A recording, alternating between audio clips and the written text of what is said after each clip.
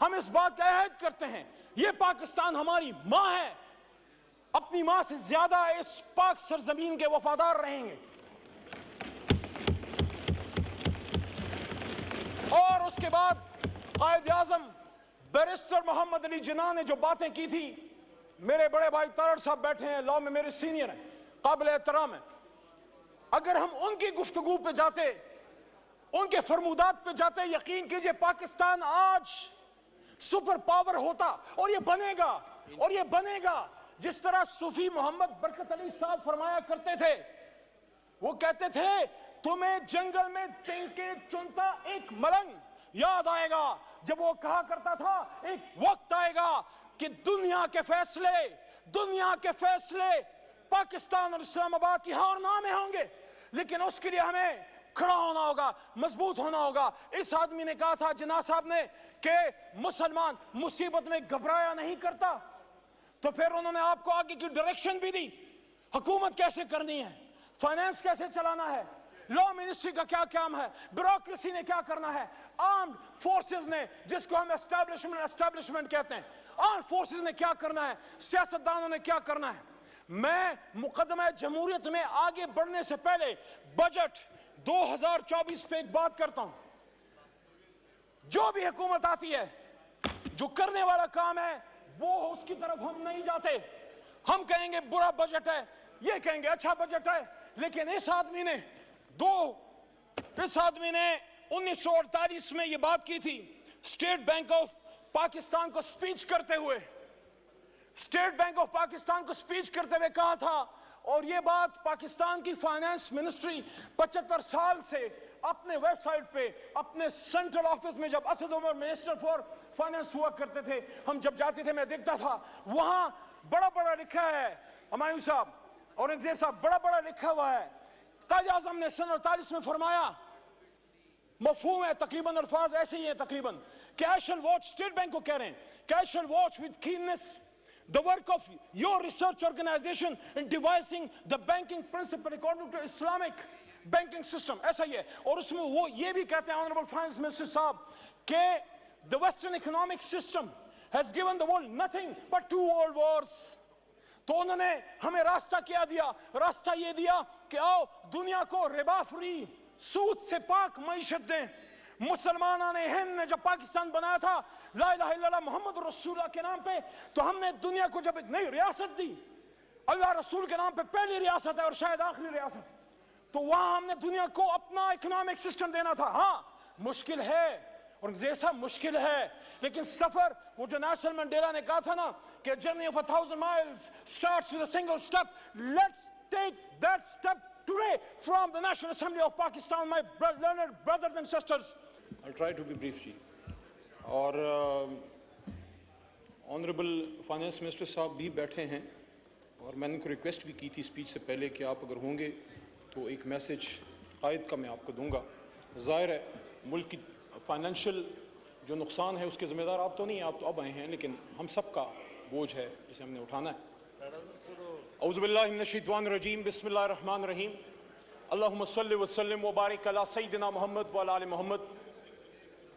Senior سیاستدان یہاں ایوان میں موجود ہیں، رانا تنویر صاحب موجود ہیں، آپ کا اسم شریف اس لیے لیا کہ کچھ سینئر پولیٹیشنز آج میں ایوان میں دیکھ رہا ہوں کہ جب 10 سال پہلے اللہ بزرگ برتر نے مجھے موقع دیا اللہ کے 100 ناموں کے نیچے بجٹ سپیچ کرنے کا، تو کچھ میرے سینئرز تو اس وقت نہیں ہیں، شاہ جی نہیں ہیں، خان صاحب نہیں ہیں، اس زمانے میں ہمارے ساتھ ہاشمی صاحب ہوا کرتے تھے، لیکن نواب صاحب موجود ہیں، یو بی اے وٹنس۔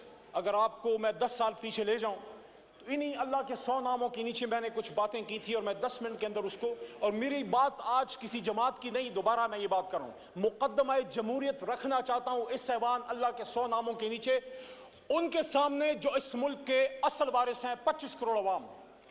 ہمارا تعلق مختلف جماعتوں سے ہو سکتا ہے، لیکن ہماری آخری وفاداری اللہ اور اس کے رسول کے بعد اپنی جماعت اور اپنے لیڈر سے پہلے ان عوام کے ہے جو پیچھے ہمارے پیچھے کھڑے، کوئی لاہور سے آیا ہے، کوئی کراچی سے آیا ہے، کوئی خیبر پختونخوا کے بلند و بالا پہاڑوں سے آیا ہے۔ مجھے آج یہ بات بڑی خوبصورت یاد آئی ہاشمی صاحب کی جو انہوں نے مجھے ایک دفعہ کی تھی وٹو صاحب نے فرمایا تھا، میں پوچھا ہاشمی صاحب آپ سیاست میں کیوں آئے، ڈپٹی اسپیکر صاحب، تو انہوں نے کہا یار مجھے ایک جگہ ایسی چاہیے تھی جہاں کہ میں اپنی بات کر سکوں.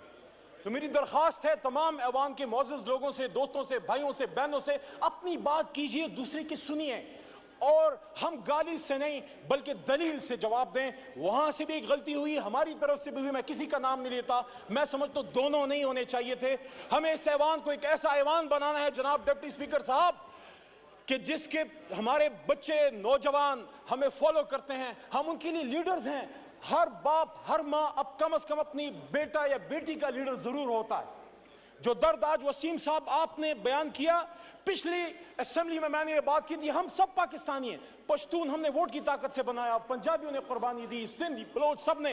میں برملا اس کا اظہار کرتا ہوں، سب سے بڑی قربانی پاکستان کے لیے اگر کسی نے دی ہے، اردو سپیکنگ نے دی ہے کہ اپنا گھر چھوڑ کے پاکستان کو گھر بنایا. آؤ ان کو سینے سے لگاؤ اور ساتھ میں بلوچ کو بھی سینے سے لگاؤ. تو آج سے 10 سال پہلے ڈپٹی اسپیکر صاحب آپ کی فل توجہ آج مجھے چاہیے. آپ دیندار آدمی ہیں اور میں نے آپ کو ہمیشہ جائے نماز پہ اپوزیشن لابی میں دیکھا تھا. میں نے 10 سال پہلے بات کی کہ اللہ ان 100 ناموں کے نیچے الرحمن الرحیم الملک القدوس السلام المؤمن المحیمن العزیز الجبار المتکبر خالق البارئ المصور الغفار قہار الوہاب الرزاق الفتاح علیم القابض الباسط الخافض الرافع المعز المذل سمیع البصیر الحکم العدل اللطیف الخبیر حلیم العظیم الغفور الشکور علی الکبیر الحفیظ المقیت الحسیب الجلیل الکریم الرقیب المجیب الواسع الحکیم الودود المجید الباعث الشہید الحق وکیل القوی المتین الولی الحمید المحصی المبدی المعید محی الممیت الحی القیوم واجد الماجد الواحد الاحد الصمد القادر المقتدر المقدم المؤخر الاول الاخر الظاہر الباطن والی المتعال البر التواب المنعم المنتقم عفو الرؤوف المالک الملک ذو الجلال والاکرام رب المقسط الجامع الغنی المغنی المانع الدوار نافع النور ہادی البدیع الباقی وارث الرشید الصبور.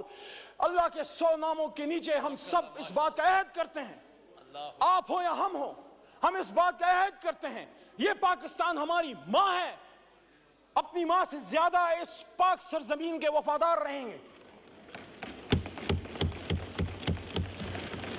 اور اس کے بعد قائد اعظم بیرسٹر محمد علی جناح نے جو باتیں کی تھی، میرے بڑے بھائی تارڑ صاحب بیٹھے ہیں، لاء میں میرے سینئر ہیں، قابل احترام ہیں.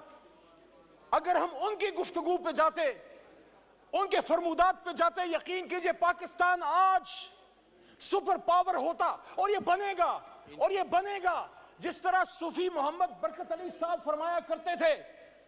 وہ کہتے تھے تمہیں جنگل میں تنکے چنتا ایک ملنگ یاد آئے گا، جب وہ کہا کرتا تھا ایک وقت آئے گا کہ دنیا کے فیصلے پاکستان اور اسلام آباد کی ہاں اور نہ میں ہوں گے، لیکن اس کے لیے ہمیں کھڑا ہونا ہوگا، مضبوط ہونا ہوگا. اس آدمی نے کہا تھا جناح صاحب نے کہ مسلمان مصیبت میں گھبرایا نہیں کرتا.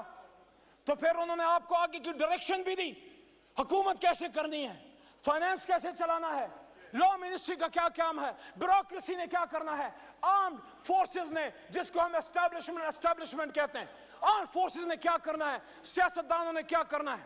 میں مقدمہ جمہوریت میں آگے بڑھنے سے پہلے بجٹ 2024 پہ ایک بات کرتا ہوں. جو بھی حکومت آتی ہے، جو کرنے والا کام ہے وہ اس کی طرف ہم نہیں جاتے. ہم کہیں گے برا بجٹ ہے، یہ کہیں گے اچھا بجٹ ہے. لیکن اس آدمی نے 1948 میں یہ بات کی تھی، اسٹیٹ بینک آف پاکستان کو سپیچ کرتے ہوئے، کہا تھا. اور یہ بات پاکستان کی فائنانس منسٹری 75 سال سے اپنے ویب سائٹ پہ، اپنے سینٹرل آفس میں، جب Asad Umar minister four finance ہوا کرتے تھے، ہم جب جاتے تھے میں دیکھتا تھا وہاں بڑا بڑا لکھا ہے، ہمایوں صاحب اورنگزیب صاحب بڑا بڑا لکھا ہوا ہے. قائد اعظم نے سن 48 میں فرمایا، مفہوم ہے تقریباً، الفاظ ایسے ہی ہیں تقریباً، کہ I shall watch، state bank کو کہہ رہے ہیں کہ I shall watch with keenness the work of your research organization in devising the banking principle according to Islamic banking system. ایسا ہی ہے. اور اس میں وہ یہ بھی کہتے ہیں Honorable Finance Minister صاحب کہ the Western economic system has given the world nothing but 2 world wars. تو انہوں نے ہمیں راستہ کیا دیا؟ راستہ یہ دیا کہ آؤ دنیا کو ربا فری سود سے پاک معیشت دیں.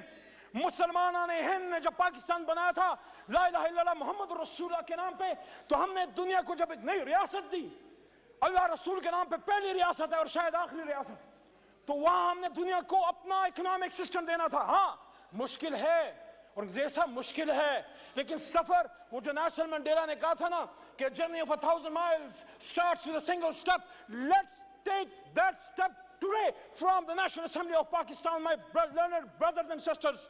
دوسرا, قائد کی بات تو بڑی ایک انسان کی بات ہے. اللہ کیا کہتے ہیں سورہ بقرہ آیت نمبر 276, الذين يأكلون الربا لا يقومون إلا كما يقوم الذي يتخبطه الشيطان من المس ذلك بأنهم قالوا إنما البيع مثل الربا وأحل الله البيع وحرم الربا فمن جاءه موعظة من ربه فانتهى فله ما سلف وأمره إلى الله ومن عاد فأولئك أصحاب النار هم فيها خالدون. مفہوم یہ ہے کہ جو لوگ سود کھاتے ہیں وہ اس جہان میں ایسے اٹھیں گے يتخبطه الشيطان من المس, جیسے ان کو if the evil has touched them.